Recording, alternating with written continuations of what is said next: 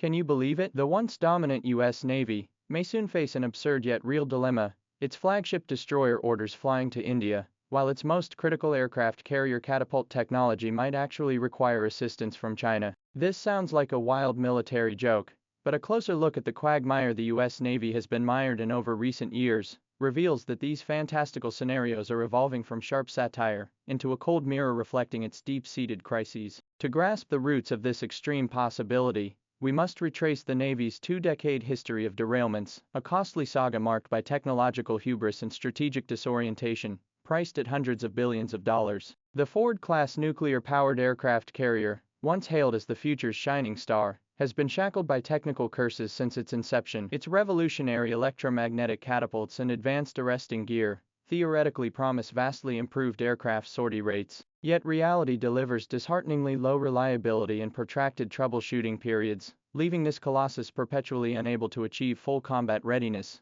a floating, costly technological testing ground. If the Ford class represents a setback at its peak, then the Zumwalt-class destroyers and literal combat ships are outright products of strategic miscalculation. Born from the illusion of sea-to-land dominance, the Zumwalt class, with its fully stealthy C-5 appearance and advanced gun systems, aimed to roam enemy coastal waters unchallenged. However, the return of great power competition rendered its costly land attack capabilities ineffective against high-intensity anti-access area denial systems. The program was drastically scaled back from 32 ships to just 3. Its core guns even faced ammunition shortages due to exorbitant costs, ultimately relegating the ships to the awkward role of hypersonic missile test platforms. The literal combat ship fared even worse. Its modular, high-speed, low-defense design proved woefully vulnerable against conventional navies. Plagued by frequent propulsion failures and sluggish mission module replacements, it was ultimately retired en masse ahead of schedule,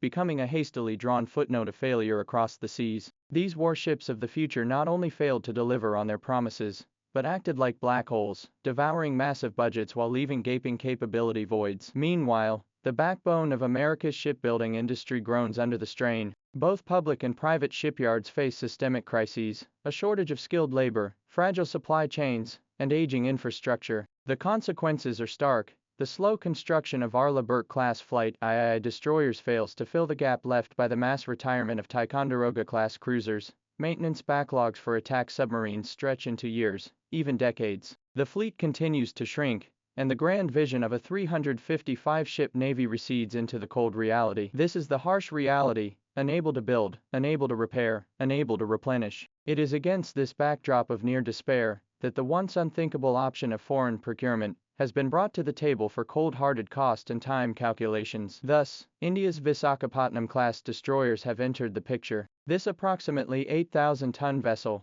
if given a heart transplant, installing the US-made Aegis combat system, an Mk-41 vertical launch system, could theoretically provide a rapid alternative that might be cheaper and deliver about 80% of the performance of the Bork class. This appears to be a shortcut to fill the numerical gap, yet this path is fraught with thorns. Can Indian shipbuilding meet U.S. military standards for quality control and delivery schedules? Will complex system integration trigger new technical nightmares? Most critically, there's the psychological hurdle. For the U.S. Navy and Congress, can they accept flagship warships bearing, "Made in India," labels? This is far from a simple arms deal. It's a public dismemberment of American defense industry confidence. More dramatic than purchasing Indian warships is the ultimate hypothesis surrounding carrier core technology. The Ford-class Achilles heel lies in the reliability of its electromagnetic catapults, a technology that China, America's former strategic rival, has already achieved stable operation on the Fujian aircraft carrier, and may extend to the Type 076 amphibious assault ship. From a purely technical troubleshooting perspective,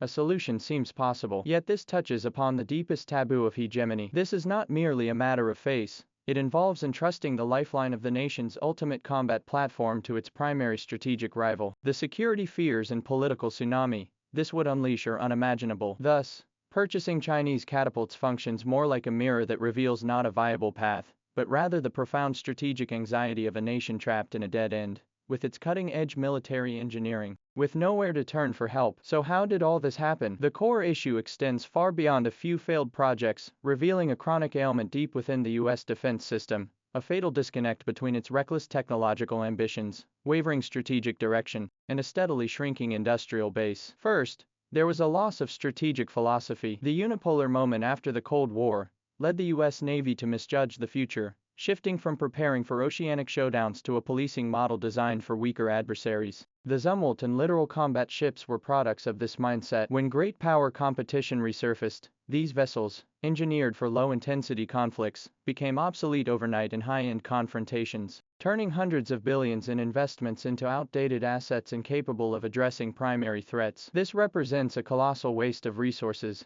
stemming from fundamental strategic misdirection. Second, there is an excessive worship of technological holy grails, coupled with a decline in engineering capabilities. The U.S. defense industrial base excels at envisioning disruptive blueprints, but increasingly struggles to translate them into stable, reliable systems. Between laboratory principles and combat-proven products lies a vast engineering chasm spanning materials, manufacturing processes, integration, and testing. Decades of deindustrialization have hollowed out these foundational capabilities. Both the Zumwalt-class destroyers and Ford-class aircraft carriers attempted to leapfrog development by forcibly integrating too many unproven technologies, resulting in unmanageable system complexity and reliability collapse. This stands in stark contrast to the incremental, iterative path, one that allows gradual upgrades on stable platforms, continuous refinement through practice, and ultimately achieves robust performance leaps. Furthermore, there is the hollowing out of the industrial base and the fracturing of the human supply chain. Shipyards capable of constructing large warships are few and far between,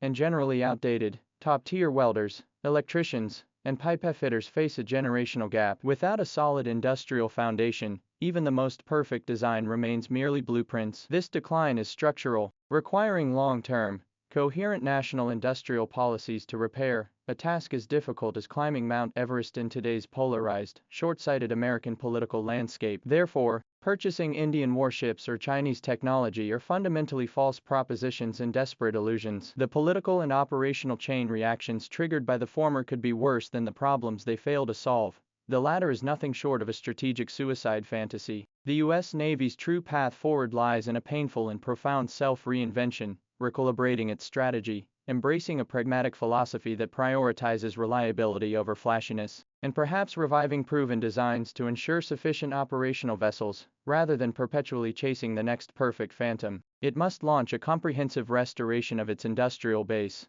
far beyond mere shipyard funding, rebuilding the entire defense ecosystem from raw materials to skilled technicians. Simultaneously, it must reform its dysfunctional defense procurement culture, curb the greed-driving cost spirals, and introduce genuine accountability. The quip that America draws the pie, China bakes it, reveals a stark contrast between two models, one pursuing disruptive breakthroughs yet trapped by engineering limitations and industrial hollowness, the other emphasizing technology assimilation, system integration, and full-chain industrial support. The U.S. Navy's current predicament represents the concentrated eruption of its model's shortcomings. Its future destiny hinges on whether it can overcome path dependence and undergo a soul-searching, arduous transformation. In the power struggle across the oceans, the decisive factor may no longer lie in the paper specifications of a few cutting-edge weapons, but rather in who can better navigate the eternal and brutal tension between ambition and capability, dreams and reality. This is not merely a choice for the Navy,